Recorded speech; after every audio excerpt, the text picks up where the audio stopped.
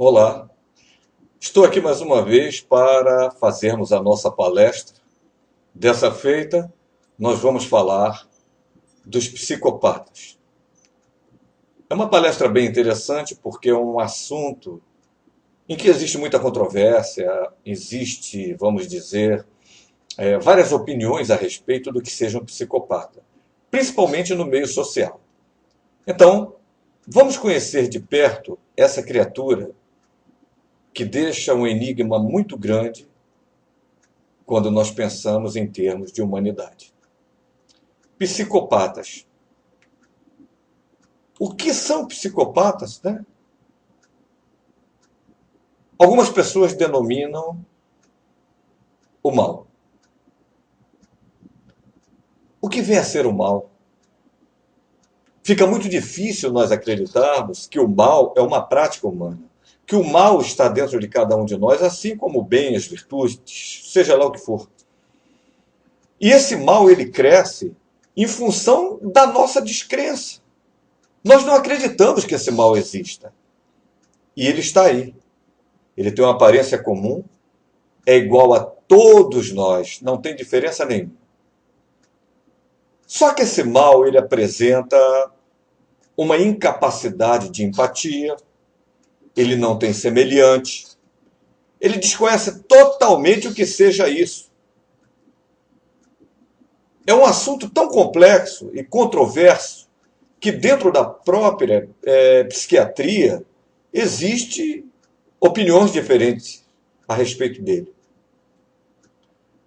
Se parece muito com a fábula do sapo e do escorpião, em que o escorpião chegava para o sapo e dizia: sapo, me ajuda a atravessar o rio, me leva nas tuas costas para mim atravessar o rio. E o sapo dizia para ele: que é isso, escorpião? Está me achando com cara de quê? De bobo? Você acha que eu vou te botar nas minhas costas para atravessar o rio? Chegar lá no rio, você me dá uma picada e eu vou morrer afogado. E o escorpião tanto insistiu, que chegou com uma última frase para ele: disse: sapo, se eu te picar no meio do rio, eu também vou morrer afogado. Então o sapo pensou, e até para se livrar da insistência do escorpião: tá bom, sobe aí. O escorpião subiu nas costas do sapo e eles foram atravessando o rio. Quando já estava bem próximo da beiradinha, o escorpião chegou e picou o sapo e pulou para a beirada. O sapo foi afundando, paralisado pela mordida do escorpião, já morrendo, e virou para o escorpião e disse assim: me diz só uma coisa, por que tanta perversidade? Por que tanta maldade? E o escorpião virou para ele e disse assim: é a minha natureza. Então, assim é exatamente os psicopatas. Mas olhe bem, nem todos os psicopatas matam. Nem todos os psicopatas são serial killer. Se eu não me engano, a porcentagem é de 2% dos que matam. A maioria não chega a esse extremo. Mas, de qualquer forma, um psicopata ele mata. Mas ele mata o quê? Ele mata sonhos, ele mata esperanças, ele mata planos, ele mata confiança, ele mata amor. Ele mata tanta coisa de bom que você possui. Ele mata suas finanças. E no meio carcerário, essa criatura é considerada irrecuperável. Essa criatura, esse mal, é o psicopata. O que é? O que são os psicopatas? Algumas definições dizem, em termos científicos, uma série de coisas. Mas eu peguei a mais fácil. Psicopatas são seres com transtorno de personalidade que são capazes de comportamentos antissociais gravíssimos. Eles não respeitam normas sociais. Eles têm uma aparência normal, mas eles são extremamente perigosos em ações e atitudes. São enganosos em sua conduta. Agora, representam um alto risco para a convivência. Por quê? Por causa das suas mentes privilegiadas. O psicopata tem uma mente privilegiada. O psicopata é muito inteligente, inteligentíssimo. E eles conseguem ficar imperceptíveis até o ataque final. Eles não são percebidos. Isso também conta com a visão distorcida que a sociedade tem do que seja um psicopata. O pensamento geral, o pensamento do povo, é que o psicopata é um cara mau, ele possui uma face de mal, ele é sujo, ele é truculento, ele já carrega consigo a pinta de assassino. Então seria fácil de reconhecer. Não é. É um grande equívoco, é um grande erro. Por quê? Porque o psicopata engana. Ele representa muito bem. Ele tem talentos artísticos. Ele tem talento teatral. E tem uma capacidade, tem um poder de convencer, tem um poder de convencimento tamanho que manipulam pessoas com a maior tranquilidade. E eles fazem isso para atingir os seus objetivos. Os psicopatas, segundo as suas definições, ou suas designações, de diversas linhas, eles podem ser chamados de sociopatas, podem ser chamados de personalidades antissociais, podem ser chamados de personalidades psicopáticas, personalidades dissociais, personalidades amorais e por aí vai. Por quê? Porque alguns estudiosos, eles preferem diferenciá-los dentro das suas ações. Por exemplo, nós temos divergências em algumas linhas. Algumas linhas utilizam sociopatas. Por quê? Eles culpam os fatores sociais pelo desequilíbrio de comportamento do indivíduo. Então, o indivíduo tem aquele tipo de comportamento porque a sociedade é culpada. É tipo o bandido coitadinho. Coitadinho, ele faz isso, ele assalta, ele mata porque a sociedade não dá apoio para ele, porque a sociedade é injusta. Claro que a sociedade tem suas falhas, mas em relação ao psicopata, não. Ele faz e ele sabe exatamente o que ele está fazendo. E tem outra linha que chama de psicopatas. Por quê? Porque atribuem a fatores genéticos, a fatores biológicos, a fatores psicológicos, exatamente esse tipo de comportamento, esse tipo de vivência no mundo. Não existe consenso a respeito do que seja psicopatia, do que seja psicopatas. Por exemplo, a Associação de Psiquiatria Americana, que é responsável pela publicação do DSM-4, ela chama psicopata daquele indivíduo que tem transtorno da personalidade antissocial. E a Organização Mundial de Saúde, que é responsável pelo CID-10, ela diz que são indivíduos que têm transtorno da personalidade dissocial. Então não existe um consenso quanto à classificação.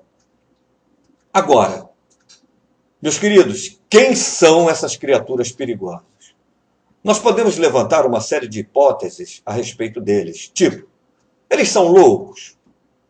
Eles são pessoas perturbadas? O que eles fazem? O que eles sentem?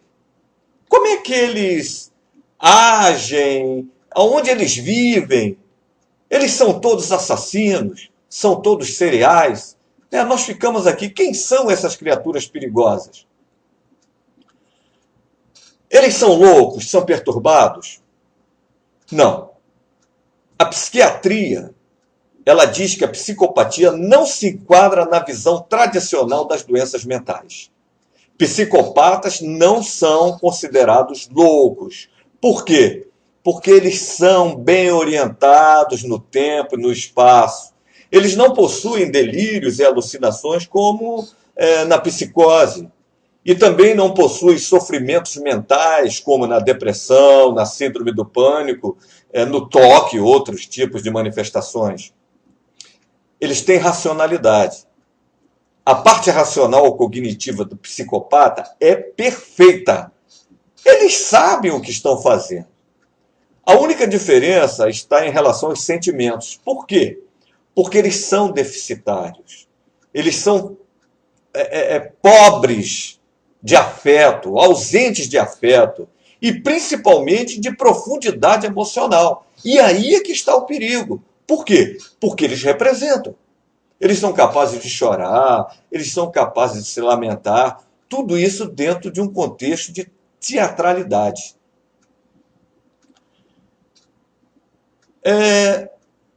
No contexto, na concepção da palavra, né, desculpem, são pessoas frias, são pessoas insensíveis, são altamente manipuladoras, algumas são perversas, transgridem regras sociais, não respeitam absolutamente nada, são impiedosas, são imorais, sem consciência, são totalmente desprovidas de sentimento de compaixão, culpa ou remorso.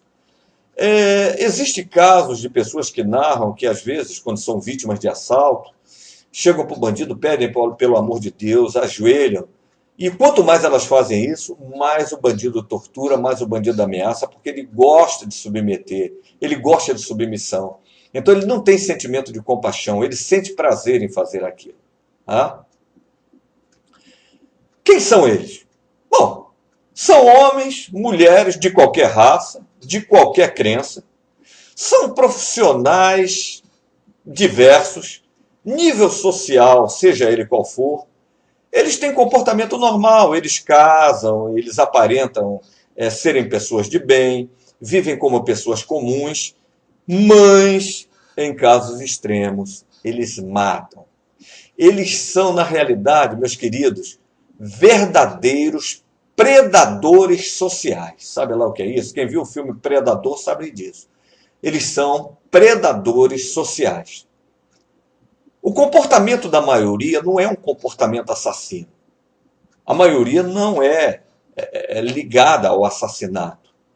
Mas, de qualquer forma, eles podem arruinar empresas, eles podem arruinar famílias, eles podem provocar intrigas, eles destroem sonhos, eles destroem planos, eles destroem projetos, eles destroem, entre aspas, coração de pessoas apaixonadas. E o pior, existe uma dificuldade grande em descobrir essas criaturas. Por quê? É difícil descobri-los. Porque eles têm características marcantes. Olha, eles são charmosos, são encantadores, são eloquentes, como eu disse, têm uma inteligência acima da média, são envolventes, são sedutores, e eles fazem tudo isso de uma maneira muito tranquila, direta e objetiva. Por isso não levantam suspeitas nunca. Onde é que nós encontramos os psicopatas disfarçados? Vocês sempre veem notícias nos jornais, nos meios de comunicação. Nós temos aí no meio religioso, no meio de bons profissionais, eles estão ali. No meio político, no meio de amigos que você tenha, são bons amantes, no meio de parentes também, e principalmente hoje nas redes sociais, principalmente no Facebook. O que está cheio de psicopata, convidando mulher para sair, dizendo que está apaixonado, que é linda, que é maravilhosa, que é isso. Ou seja, dá uma sobrecarga de elogios em cima de mulheres carentes, e as mulheres acabam caindo. E nós temos notícias aí de mulheres que foram vítimas de psicopatas, exploradas por psicopatas e até sofreram abusos de toda a natureza, violência e até morte por parte de psicopatas. Simplesmente desapareceram. Como essas criaturas se comportam? Como um psicopata se comporta? Bom, ele sempre vai se comportar em benefício próprio. Ele vai querer engordar as suas contas bancárias. Por quê? Porque ele está sempre em busca de poder, ele está sempre em busca de status, ele está sempre em busca de fama. E com esse fim, e para esse fim, eles mentem costumazmente. Mentem à vontade.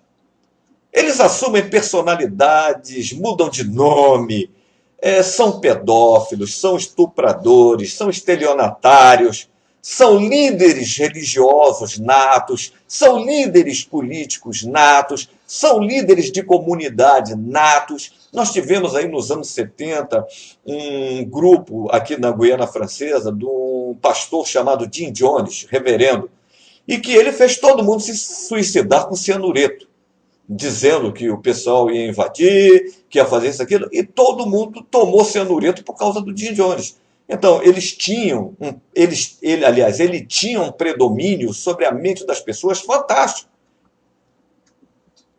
Existe alguns níveis de gravidade, ou 3 níveis de gravidade, para a psicopatia ou para os psicopatas. Tem uma gravidade leve. É aquele indivíduo que só fica de trapaça, de golpes, pequenos roubos, mas ele não mata. É aquela pessoa que te pede dinheiro emprestado e não te paga, é aquela pessoa que pede para você tirar uma prestação para ele e ele não paga, você fica com a prestação nas costas ou então vai para o SPC. Então essa criatura, ele tem um nível de gravidade de psicopatia leve. Então ele trapaceia, ele dá golpe, ele pratica pequenos roubos, mas ele não mata. Tem um moderado, que fica entre o grave e o leve. Né? Esse já é um pouquinho mais além.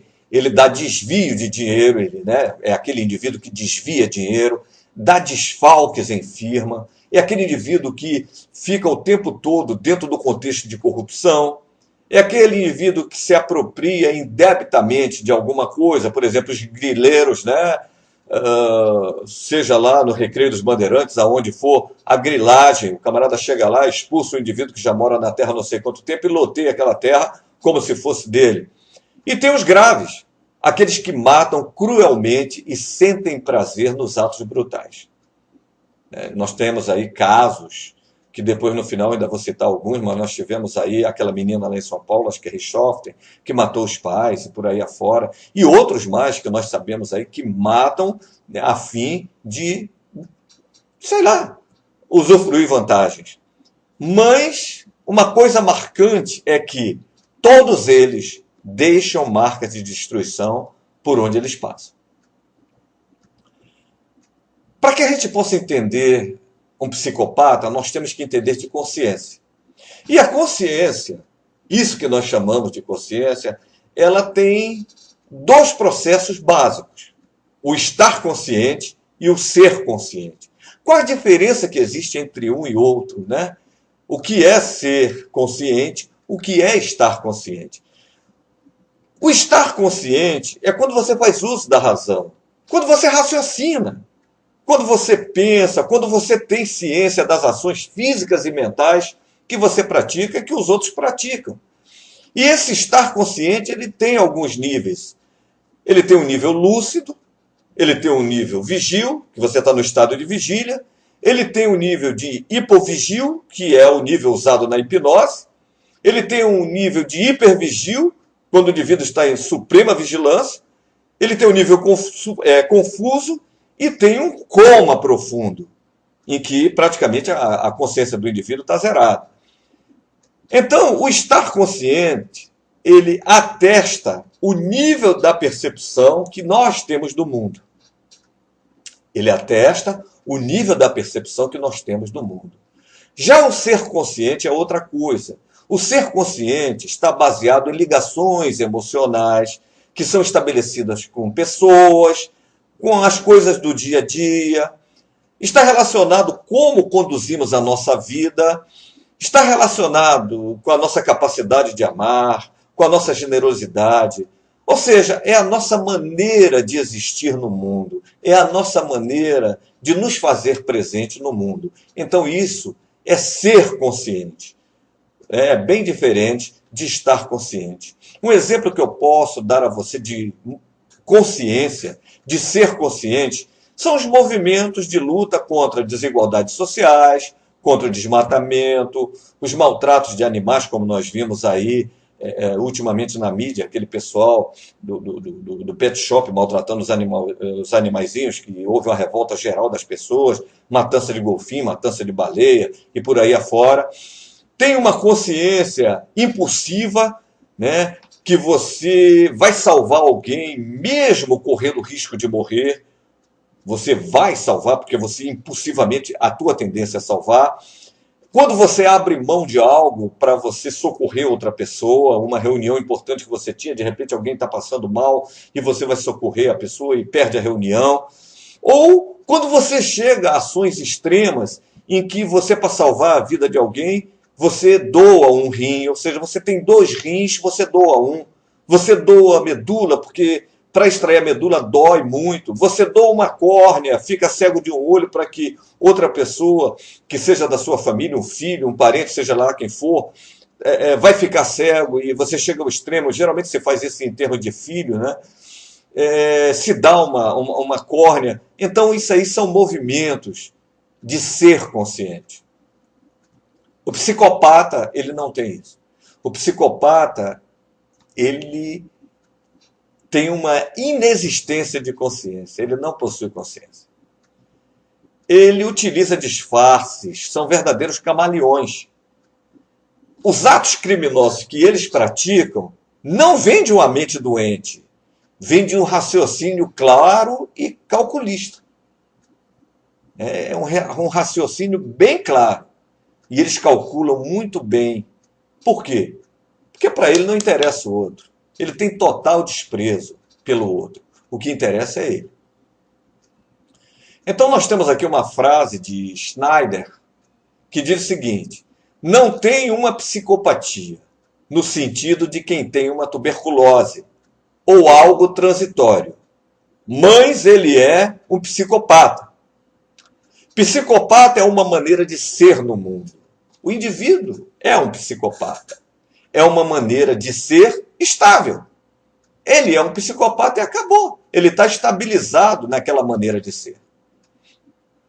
E o professor Onofre Marx também adotou a denominação de personalidade psicopática amoral para os psicopatas, ou simplesmente PP. Diz ele: o PP amoral é um indivíduo incapaz de incorporar valores. O psicopata não incorpora valores. Ele funciona sempre na relação prazer e desprazer imediato. Quando se inicia os primeiros sinais da psicopatia? Na infância. Ainda criança, já começa a aparecer esse componente amoral. Por quê? Porque essas crianças não aceitam regras jamais. Elas não respeitam qualquer limite. E elas têm um comportamento absolutamente inadequado na escola, de onde frequentemente, antigamente, elas eram expulsas. Hoje eu não sei, porque mudou muito o contexto de educação nesse país. E uma coisa importante, elas demonstram requintes de perversidade maltratando animais. Então é importante, às vezes, que crianças elas possam ter animaizinhos de estimação. Por quê? Nós observamos o comportamento dessas crianças com os animais. Nós, por exemplo, somos dotados de consciência. Essa é uma avaliação do nosso comportamento. Nós podemos até magoar, insultar, ofender pessoas diante das circunstâncias. E mesmo sob influência dessas circunstâncias, podem haver alteração da nossa consciência. Nós podemos até matar quando nós somos tomados por violenta emoção. Nós podemos. Todo ser humano tem capacidade de matar. Todo ser humano, havendo necessidade, ele vai matar. Até aquele que é mais calmo, tranquilo, havendo necessidade, esse indivíduo vai matar. Principalmente quando tomado de violenta emoção. Por quê? Meus queridos, nós vivemos numa sociedade onde os valores são altamente distorcidos. É uma sociedade competitiva, é uma sociedade onde todo mundo quer levar vantagem em tudo. Só que quando nós praticamos algum tipo de injustiça, só que quando nós magoamos, insultamos, ofendemos alguém, na hora você, tudo bem, tá certo, é aquilo, mas mais tarde o teu senso crítico vai bater, porque você é uma pessoa normal, você tem superego.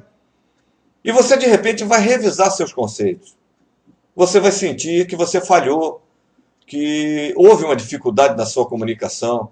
E, diante disso, às vezes, você sente remorso. Algumas pessoas sentem remorso e entram até em sentimento de culpa. Essas ações que nós temos de magoar, insultar, ofender e até matar em caso de violenta emoção, isso não nos fazem psicopatas. Isso é um comportamento comum a todo ser humano. Existe também por parte da sociedade especulações querendo buscar justificativas a respeito do comportamento do psicopata.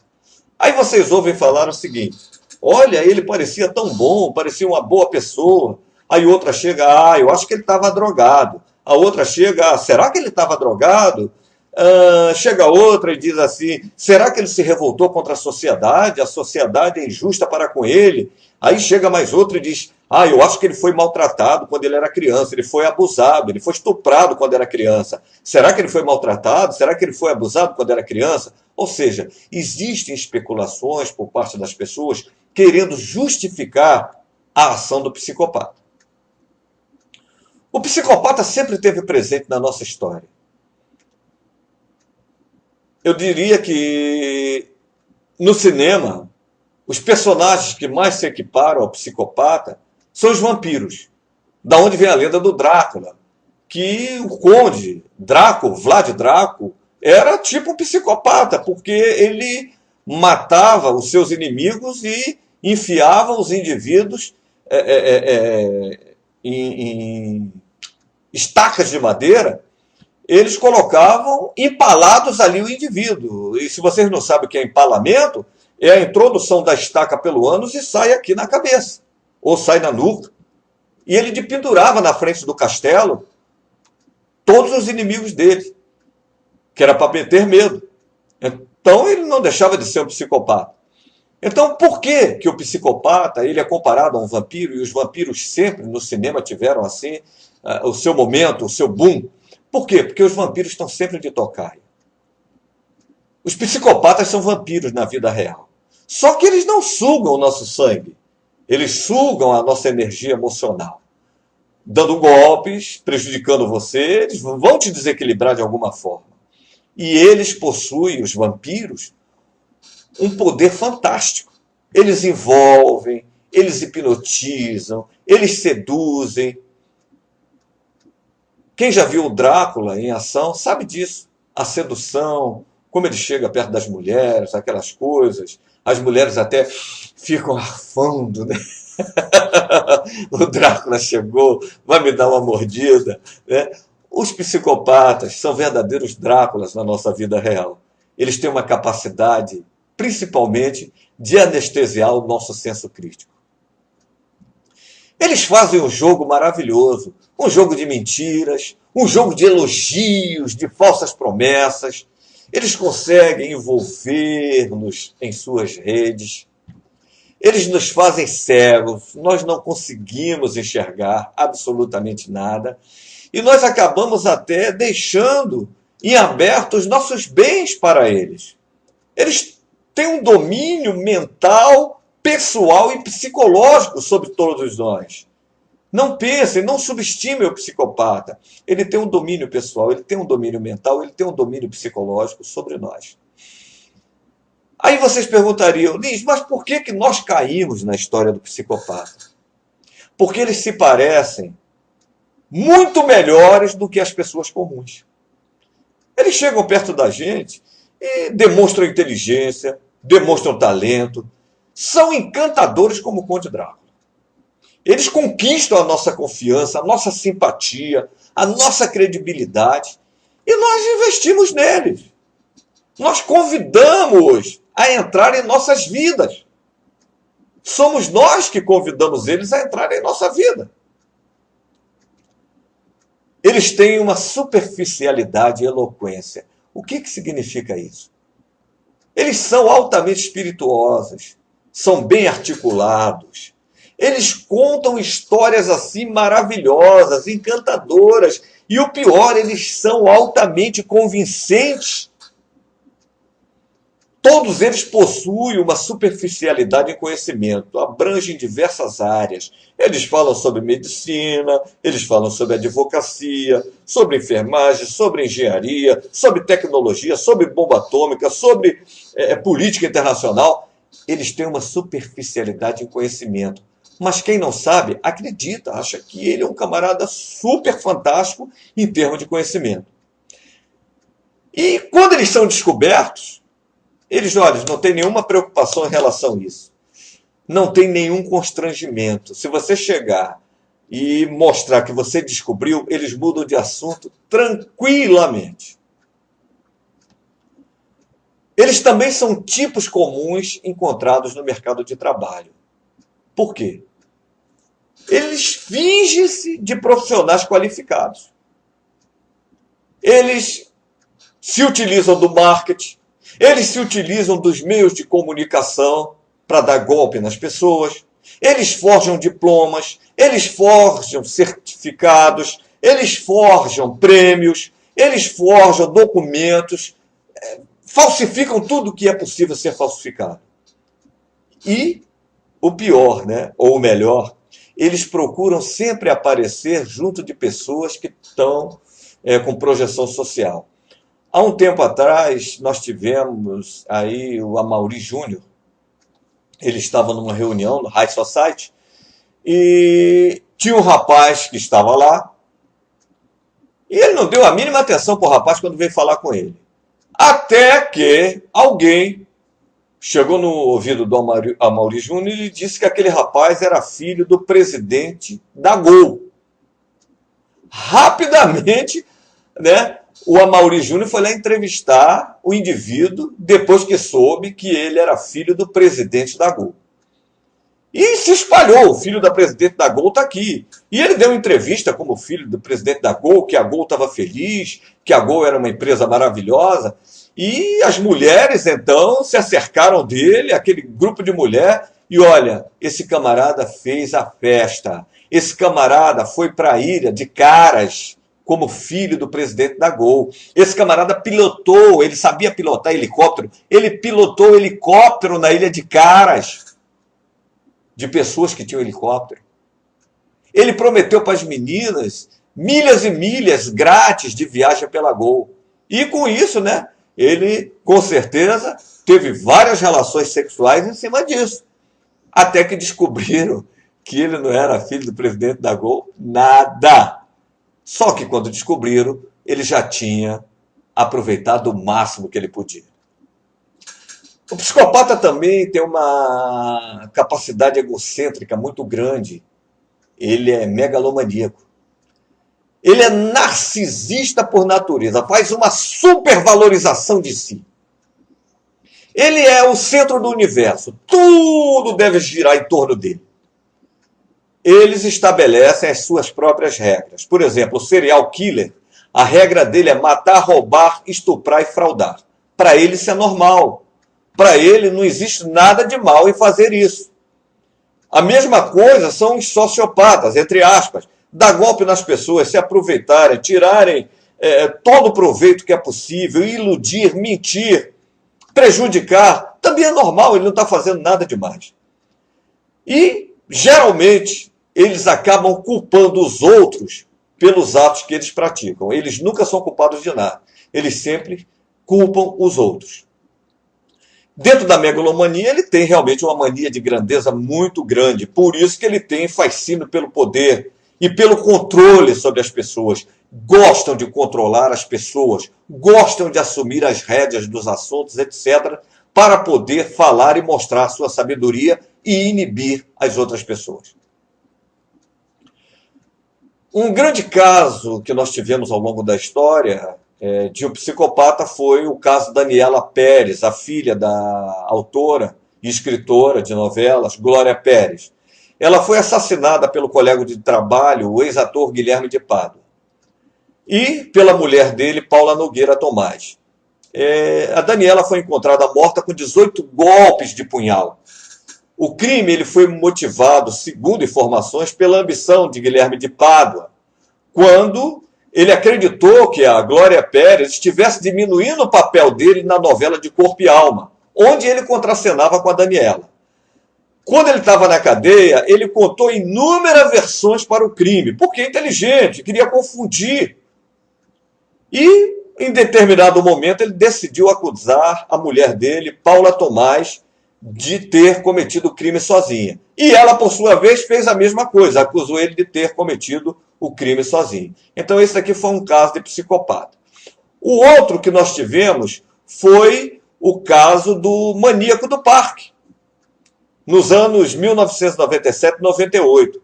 O motoboy Francisco de Assis Pereira. Ele matou e estuprou mais de 11 mulheres. Agora vocês imaginam o que é o indivíduo, que ele não era bonito, era um camarada feio, andava de moto, como que ele conseguia encontrar uma mulher do lado de fora, conversar com ela, convencê-la a ir para dentro de um bosque e lá ele matava, estuprava as mulheres. O que ele fazia? Ele dizia que ele era fotógrafo ecológico. E conversava e dizia que ela tinha um porte muito bom, que poderia ser explorado dentro do contexto da ecologia para a proteção de animais. Poxa, toda mulher gosta de animal. Toda mulher tem simpatia por animal. É difícil você ter uma mulher que não gosta de animal. Toda mulher tem simpatia por algum animal. Pode ter suas preferências. Algumas talvez não gostem de gato, gostem de cachorro, por aí afora. Mas toda mulher tem simpatia por animais. Então ele dizia que ela ia com ele, era uma coisa rápida, que não ia demorar, que era uma oportunidade única, e que ele pagava ela R$ 100 para ela bater a fotografia, porque ela tinha a figura ideal que ele precisava para poder bater essas fotos. E que depois ia chamá-la para ela poder ver como é que ficaram as fotos, etc. A mulher ia, chegava lá, ele matava, estuprava e enterrava. Então, era mais uma ação de um psicopata, né? As pessoas caíam porque davam crédito. Então, concluindo, quando você tiver que decidir confiar em alguém, tenha muita cautela. Pessoas que reúnam algumas características que eu coloquei aqui, elas podem nem ser assassinos, podem nem ser violentas, mas é bom você evitar a amizade delas, o afeto, jamais dividir segredos, jamais confie seus bens a essas pessoas, jamais confie seus negócios, principalmente sua família, seus filhos e outros parentes. E, nem ofereça, sob hipótese alguma, abrigo. Tem muita pessoa no Face que hoje em dia coloca todos os seus dados, não dá um passo sem dizer o que está fazendo. Isso é um perigo muito grande. Procurem evitar de fazer isso. Procurem evitar de dizer o que vocês estão fazendo, quem são seus filhos. Procurem evitar isso, as suas carências, o que vocês estão passando. Tem gente que conta tudo que está passando, tem gente que fala tudo e fala abertamente. Então procure ser mais prudente nessas atitudes. Eu vou ficando por aqui. Um grande abraço para todos vocês. A bibliografia dessa palestra ela foi tirada do livro Mentes Perigosas, da doutora Ana Beatriz Barbosa e Silva, excelente, quem quiser adquirir pode adquirir, do Compêndio de Psiquiatria, de T.H. Spoerri, e do Manual de Psicoterapia de Mireille Lopes. Está aqui, eu agradeço a vocês, mais uma vez, muito obrigado. Qualquer coisa, professor Elias Lins, lins@globo.com. E se quiserem visitar meu site é www.ibhp.com.br. Muito obrigado.